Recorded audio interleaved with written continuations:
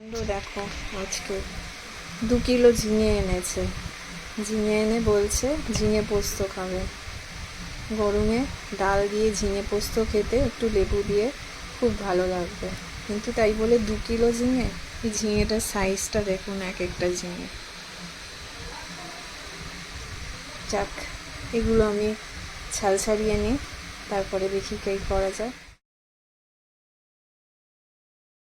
দেখুন, ঝিঙে কাটা হয়ে গেছে, এরকম ডুমডুমো করে কেটেছি ঝিঙে। প্রচুর জল ঝরবে। আলু কেটে নিয়েছি, একটু বড় বড় করে আলুগুলো কেটেছি, কারণ ঝিঙের যে জল ছাড়বে তাতে আলুটা সেদ্ধ হয়ে গলে একদম ছোট হয়ে যাবে। তাই আগে থেকে একটু বড় বড় করে কেটে রেখেছি, যাতে যখন এগুলো গলে একটু ছোট হয়ে যাবে তখন খেতে বাজে লাগবে না। ঝিঙে থেকে প্রচুর জল ঝরবে। এই যে কড়াইতে তেল দিয়ে দিয়েছি। এবার প্রথমে আমি আলুটা ভাজবো। আলুটা ভেজে পোস্তটা দেব। পোস্ত বাটাটা হচ্ছে, তারপরে যখন পোস্তটা একটু কষে নেব তারপরে আমি এই ঝিঙেটা দিয়ে দেবো।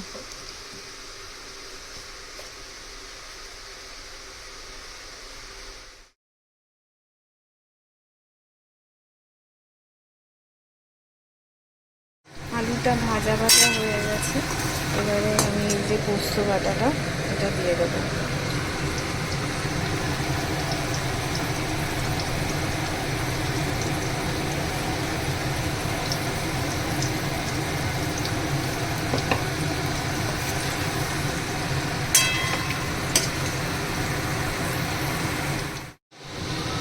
পোস্তটা কিছুটা ভাজা ভাজা হয়ে যাচ্ছে, একটু লেগে লেগে যাবে বলে মনে হচ্ছে। এবারে আমি ঝিঙেটা দিয়ে দেব।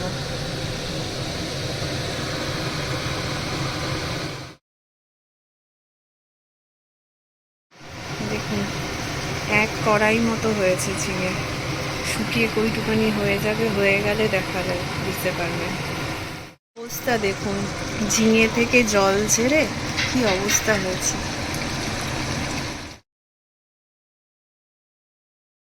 জল ঝরে কতটা কমে গেছে। এরপরে আরেকটু শুকোতে হবে, একটু নুনটা দেখে নিতে হবে, তারপরে শুকনো শুকনো নামিয়ে নেব। রেডি আমাদের ঝিঙে পোস্ত। দেখুন, একদম জল নেই, পুরো জলটা শুকিয়ে নিয়েছি। অ্যাকচুয়ালি ঝিঙে আলু পোস্ত।